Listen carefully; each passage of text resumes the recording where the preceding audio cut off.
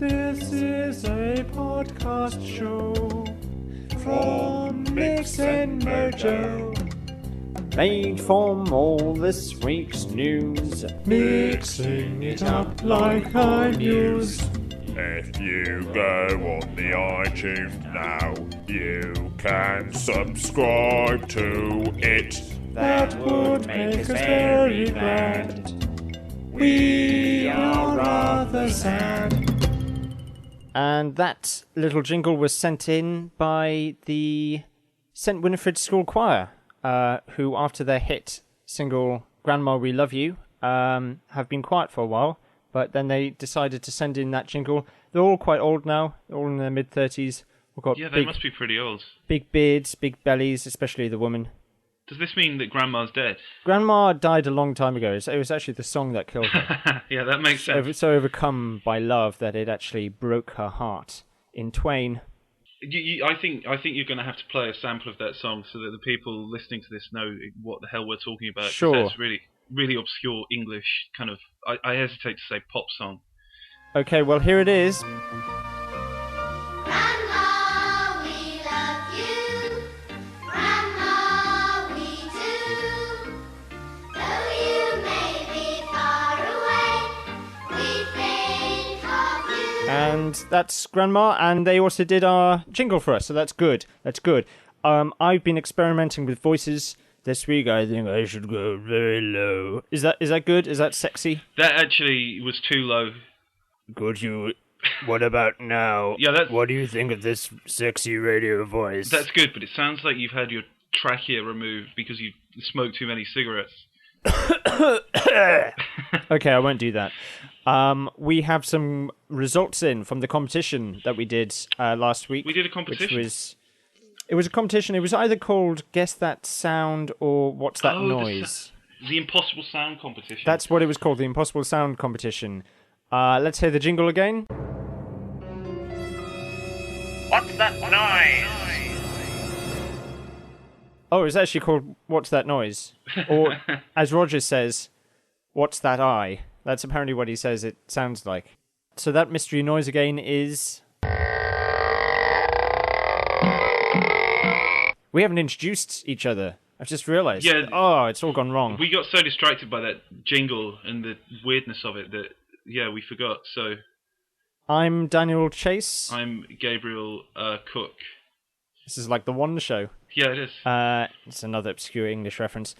And Roger is here with us as well. Good evening. And we had a competition last week, so we've got some results in here. This is from Tom Sweeney. Dear Mix and Mojo Cook Chase podcast, the sound is from Day of the Tentacle.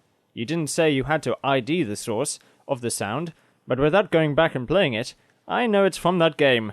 I think during the intro. That's what he's written. The intro. When the truck passes with the cow, I think. I win! Tom. Well, has he won? Because there's another email that I've got here, but I don't know if it's the correct answer. I think he's in agreement, actually. Okay. Let me read this. This is from Mario Colbert, real name withheld. The sound should be from Day of the Tentacle, when Bernard pulls Dr. Fred through the window during the rescue Dr. Fred from the IRS agent sequence. And yeah, there's a lot more to this email, but that's the gist of his answer. I'll spare you the rest of the email. Yeah, but I don't know is that correct? Is that... I don't know. Yes, it is correct. It is correct. I mean, everyone's right, really. It is from Day of the Tentacle. Is it from... okay, so the...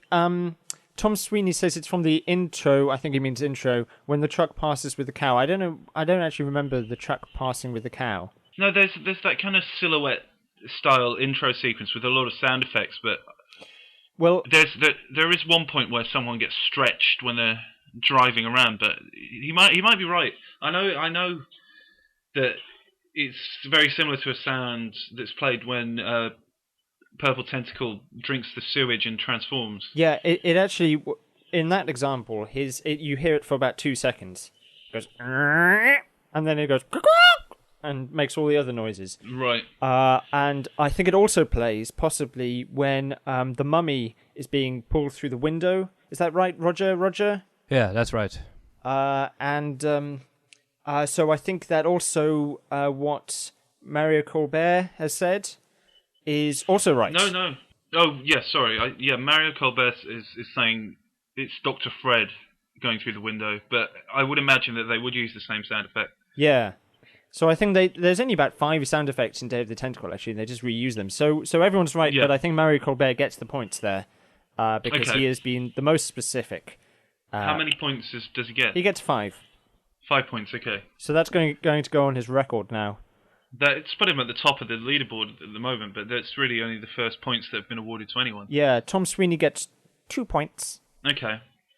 So thanks for joining in. Well done, Mario and Tom. Yeah. Well done. Okay, we should go into the cook chase. Right, so there's the dig, read about the influences of the story of LucasArts' best-selling adventure game. No, it's LucasArts' worst best-selling adventure game. Oh, okay, right. Then there's Mojo Video of the Week. That's RTX Red Rock, I think. We've got the Let's Cook Chase, which was delayed a few days. Yep. And then an article in PC Gamer about the Maniac Mansion TV show. That's exciting. Speaking about PC Gamer, I actually they used to do a feature. I don't know if it was the American or the British version that had like kind of computer games mixed with famous artists. So they did a really good one of Gordon Freeman from the Half-Life games as Vincent van Gogh painting. Vincent van Gogh painting. But they also did Grim Fandango in the style of like this American painting. It's a shame about which was quite good. Grim Fandango because for such a sort of stylistic game, the box art is pretty lame compared to the old style ones with the drawings. You know, you understand that they had to do a drawing because they weren't going to put like a 16 color sort of 8 pixel image on the front. But with Grim Fandango, a piece of artwork would have been really nice on that box. Yeah, I mean, it wasn't terrible, but I think, I agree with you. There was actually, I remember someone did a school project when they redesigned the Grim Fandango box. Really? They actually made it worse. Like, this is the thing. Like, if you sort of do things in a corporate way, like you sort of say, okay, well, the title's not really big enough, and kind of like people don't know what the product is about, and kind of let's emphasize the fact that it's on PC and stuff like that. The more you work at something, the more cluttered it gets. That's true. And so it looked like a bit of a disaster, really. So it's hard to mess with things like that, I suppose. But I agree with you. I think maybe that would be a fun fan project for Laser Sword. Actually, he would be really good at it, and he could do that to tie in with the Grim Fandango Deluxe, if that happens. Oh, do you think it will happen? Oh, yeah, sorry, the what's his face? Oh, I've forgotten his name already. He's dead to me. Thunderpeel. What is his face? Thunderpeel. Thunderpeel. Johnny. Johnny. Speaking of Johnny and Grim Fandango Deluxe, this is actually completely unrelated, but on the Mojo forums in the general discussion arena, there is a thread by Ultra Neo Noir Antihero, who's a lurker, and he's posted a YouTube video. He says, Grim Fandango with remastered locations, adapted for widescreen aspect ratio. I hope you like it. Cheers! That's how I imagine he speaks. I don't know what he means by that. I think he's just put some black bars on there. Is that really all he's done? It's Grim Fandango widescreen. You got me excited that he'd actually remodeled the office. Well, that's what he said. That's what he's claimed to have done. I call into question his. Well, I took a glance at that video, and I admit it's been a few years since I've played Grim Fandango, but that it looked pretty much the same. Yeah. It might have been cleaned up a bit, but it didn't look as if he'd completely gone into Maya and built that office and sort of made it look the same as. I think he did, but he made the mistake of making it exactly the same.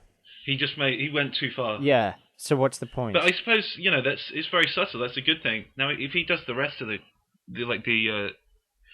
game, they can just plug that into this project. Yeah, actually, yeah. I mean, because we were talking about whether you could make Grim Fandango widescreen and kind of like what it would look like and stuff 2 weeks ago. So that's what it looks like. Escoval has responded. He's from. Can I say where he's from? I'm going to Yes. do it. It's coming out of my mouth. He's from Poland. So Oh, really? therefore he sounds like this. Pretty great work so far quality-wise, but I can't say I'll be interested in playing the game in widescreen. Yeah, He sounds eerily like Roger. Actually. the Polish people hate widescreen. Eerily like all my impressions of foreigners. Well, it's good. What I like about your impressions of foreigners, they all sound the same, which is exactly how foreigners sound to English-speaking people. That's a bit racist. Forget about it. Haha. Shot, you cad.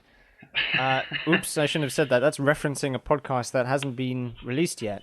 That's exciting. I for don't. you. Yeah, that whole podcast is a bit of a mystery to me. Anyway, we'll have to find that and upload it sometime. The other exciting news this week is that there is a Monkey Island 1 and 2 Collector's Edition coming out combined. I think it's technically already out. It's out on Fridays in Europe, which is a land yes. where... Friday the 9th, which was a few days ago, if you see what I mean. Oh, yeah, because we're recording this live on Monday or possibly Tuesday. Maybe Wednesday. Depending on when you're listening to this. Delete as appropriate. We've got to say Thursday, Friday, Saturday, Sunday now, just in case. Well, if you just say day, and then just say, like, Mon to when... No, because you'll sound like one of those robots at the train station. I sound like one of those robots anyway. There's a forum thread about this. The Monkey Island Special Edition's coming to stores in Europe. People are saying... Thunderpeel. Oh, Johnny from London says pre-ordered B. Oh, that's a smiley face. So he's pre-ordered it. I bought my copy of Monkey Island 2 back in 1991. Really? So why would I need to buy it again? Yeah. Well, I think the only reason anyone has got to buy this is for the bonus features. Do you think that there will be a quotation on the back of the box? I don't think that. But can we tell this story? It's quite an interesting story. It's too late to sort of... It's not that interesting. Kind of interesting. The gist of it was that LucasArts contacted Mojo some months ago requesting to use a quote from the Monkey Island 2 Special Edition review that we published, and saying that they had some exciting Monkey Island news and they wanted to use this for marketing materials. And, the closest we could come, we thought there's no way they're making another game, and if they were, they wouldn't need anything from that review anyway. So, but maybe they could be releasing these games, and that it turned out to be true. But I would imagine that if they did use that quote at all, it would have been on an advertisement in a games magazine. Well, maybe they have. Maybe it's out there somewhere. Maybe someone can see it for us. Yeah. Well, that's true, yeah, maybe. Bring it in. Or, at a push, it might be on the box somewhere. But, I doubt it. Because, having Mix and Mojo on a Monkey Island game retail box is kind of crazy because either you know who Mojo are, and it's like, well, no shit, of course they liked it, it's Monkey Island. Yep. Or you have no idea who Mojo are, and think, well, why, who, what? And so, I don't know who Mojo are. I think Activision probably... don't, there'll be nothing on that box. Sorry, I have to interrupt her for a little bit. We are actually on the back of the Monkey Island Special Edition Collection box. Or as the box says, made me feel like I was playing Monkey Island for the first time. Mixedmojo.com. It's interesting because they put our URL for the website instead of the International House of Mojo. Which means that the 5 people that have played Monkey Island that also don't know what Mojo are will finally be able to visit us. Hello, 5 people. Back to your show. Is it by Activision then? That's who's publishing it, right? Yeah, they because LucasArts, I don't know if they still are, but like traditionally they were a publisher. So in North America they take care of the actual producing and distribution of their games themselves, which is why for Monkey Island 1, sort of Ron Gilbert and Tim Schafer and Dave Grossman and all the staff had to go down to the office to pack the boxes and sort of pin the code wheels together and stuff. But they always used different companies to release the games elsewhere in the world. And Activision have done a much better job of re-releasing those games than LucasArts have. Because even though it's a combo pack, they do have a few more features. They have a bit more concept art. Is that right? I think, yeah, what they've got is, I think they've got an extended version of the commentary for Monkey Island 2, and they've got some information or images from the Monkey Island movie that was in production at one point. And what was that noise? so- Was that your spine? Did you hear that? Yeah, it was like a. Do you want to know what that was? I've just... Hey, can you hear it again? Yeah, I'm getting a shitload of junk mail coming through the door. really? Yeah. Wow, that's exciting. It's from LucasArts. Maybe it is. It's probably a Don't open it. It's probably Anthrax. cease and desist. So there's just time to give a few kind of shout out things. We haven't really talked about the Dig article that LucasArts Machine did, but you should check it out. Yes, it's a very interesting article in the style. It's very, very interesting and very long. As you would expect from LucasArts Machine, this tells you everything that you could ever want to know about every version of the Dig, and quite a few things that you didn't want to know as well. yes, it's probably the longest article we've published since the Secret History articles. Yeah. But So- if you're a Dig fan, that's great, and it's we just need him to do this for all the other LucasArts adventure games. Absolutely. And lastly, we had Jeanette from Holland. Is that where he was from? I can't remember, but The Netherlands. The Netherlands. That's what it's called. Yeah. We had him on a few weeks ago talking about his how Monkey Island has influenced him to be an artist, and he's produced this video that he's been working on for a long time. It's called Sheeped Away. We'll link to it in the news post. And according... Sheeped away. I don't know. I think he thinks it's a phrase, but it's not a phrase. It's not even a pun of a phrase. I don't know about the title. The title's not so good. Yeah, I'm trying to wrap my head around that title. The video is really good though. It's about a man who loves sheep. Yeah, okay. And apparently it's got 80,000 plays on Vimeo, so it's gone viral. Oh, really? Yeah, those are big numbers. In a way, we created him. Well, we literally created him. Yeah. But we can't talk about that, can we? Not yet. So we'll leave that for next week. Thanks a lot for listening, listeners. Yes, enjoy your week. See you next week. Goodbye. Bye.